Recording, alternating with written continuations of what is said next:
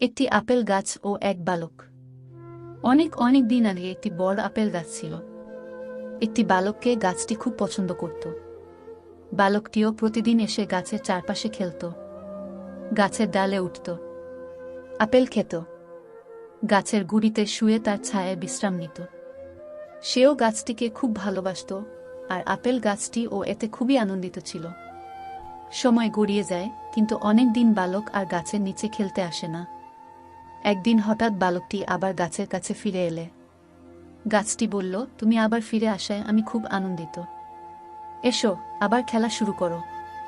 কিন্তু বালকটি শুধালো, আমি এখন আর আগের বালকটি নেই। এখন আমি আর গাছের গুড়িতে দৌড়াদৌড়ি করে খেলা করি না। আমার এখন খেলনা চাই, কিন্তু খেলনা কিনতে টাকা প্রয়োজন। গাছটি বলল, কিন্তু আমার কাছে তো টাকা নেই। তুমি চাইলে আমার সকল আপেল পেড়ে বাজারে বিক্রি করে টাকা জোগাড় করতে পারো। কথাটি বালকটির খুব মনপুত হল। সে সব আপেল গাছ থেকে পেড়ে ব্যাগে করে নিয়ে বাজারের উদ্দেশ্যে রওনা হল। বালকটি খুব আনন্দিত এবং বালকের আনন্দ দেখে গাছটিও খুব তৃপ্ত ও আনন্দিত হল। আপেল পেড়ে নিয়ে যাওয়ার পর অনেক দিন আর বালকটির দেখা নেই সেই আপেল গাছের গোড়ায়। গাছটি খুব দুঃখ পেল। হঠাৎ একদিন বালকটি গাছের কাছে ফিরে এলো। ততদিনে সে পরিপূর্ণ যুবক। গাছটি এতে খুব আনন্দিত হল। বালকটিকে আবারও গাছের সাথে খেলতে অনুরোধ করল সে। কিন্তু বালকটি জানালো, এখন আর তার সে সময় নেই। সে এখন অনেক ব্যস্ত। তার এখন বাড়ি বানানো খুবই দরকার। এজন্য গাছটির সাহায্য চাইল। কিন্তু গাছটি জানালো তার কোনো বাড়ি নেই, তাই তাকে সাহায্য করতে পারছে না।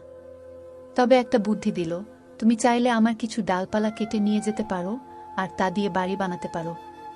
বালকটি তখন গাছের সকল ডালপালা কেটে নিয়ে হাসিমুখে বাড়ি অভিমুখে চলে গেল। পেছন ফিরে একবার ও গাছটির দিকে তাকাল না। বালকটির আনন্দে গাছটিও খুব আনন্দিত ছিল।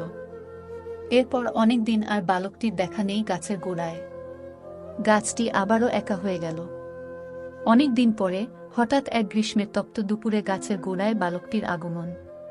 ততদিনে তার যৌবন পড়তির দিকে। জীবনের ঘানি টানতে টানতে ক্লান্ত তখন। গাছটি বালককে দেখে খুব খুশি হল, আবারও তার সাথে খেলার অনুরোধ করল। কিন্তু বালকটি জানালো, আমার এখন আর খেলার বয়স নেই। আমি বৃদ্ধ হয়ে যাচ্ছি। জীবন যুদ্ধে লড়তে লড়তে আজ আমি ক্লান্ত। আমাকে এখন আনন্দের জন্য ক্লান্তি কাটাতে নদীতে মাছ ধরতে যেতে হবে। কিন্তু আমার কোনো নৌকা নেই। তুমি কি আমাকে কোনো সহায়তা করতে পারো? তুমি চাইলে আমার গুড়ি কেটে নিয়ে যেতে পারো এবং এটা দিয়ে নৌকা বানিয়ে নিতে পারো।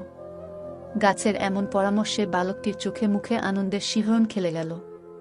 সে তৎক্ষণাৎ কুড়াল দিয়ে গাছের গুড়ি কেটে নিয়ে গেল এবং নৌকা বানিয়ে নদীতে চলে গেল মাছ শিকারে। অনেকদিন আর তার দেখা নেই এখানে। হঠাৎ অনেকদিন পর শেষ পর্যন্ত গাছের কাছে ফিরে এলো লোকটি। ততদিনে সে জীবন সীমার শেষ প্রান্তে। কিন্তু গাছটি শুধালো, দুঃখিত বালক, আমার কাছে এখন আর তোমাকে দেওয়ার মতো কিছুই নেই। কোনো আপেল নেই। বৃদ্ধ হাসল এবং বলল, আমারও এখন আপেল খাওয়ার মতো দাঁতও নেই। কোনো ডাল পালা বা গুড়িও নেই যেখানে তুমি চড়বে। গাছের ডালে চড়ার মতো বয়সও এখন আমার নেই।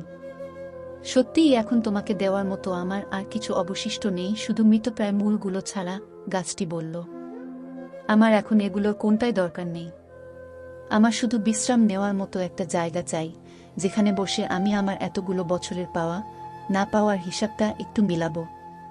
বৃদ্ধটি বলল, তাহলে মৃতপ্রায় গাছের মূল এর জন্য আদর্শ জায়গা। এখানে বসো আর ভাবো জীবন তোমাকে কি দিয়েছে, কি দেয়নি, কি করা উচিত ছিল আর কি করা ঠিক হয়নি। গাছটি বলল। লোকটি গাছের মূলে বসল আর গাছটি অনেক আনন্দিত হল। আনন্দ গাছের কান্না হয়ে ঝরে পড়ল। শিক্ষা, আমাদের প্রত্যেকের জীবনেও এমন একটি আপেল গাছ আছে, আর তা হলো আমাদের পিতামাতা। এবার গাছটির ত্যাগগুলোর সাথে আমাদের বাবা মাকে মিলিয়ে দেখুন। আপনি কতটা ব্যস্ত সেটা কোনো কথা নয়, বরং বাবা মায়ের সাথে জীবনের কতটা সময় অতিবাহিত করেছেন, তাদের জন্য আপনি কি কি করতে পেরেছেন তার হিসেব মিলিয়ে নিন। তাদের কথাগুলো শেয়ার করুন, সময় দিন। সংগৃহীত।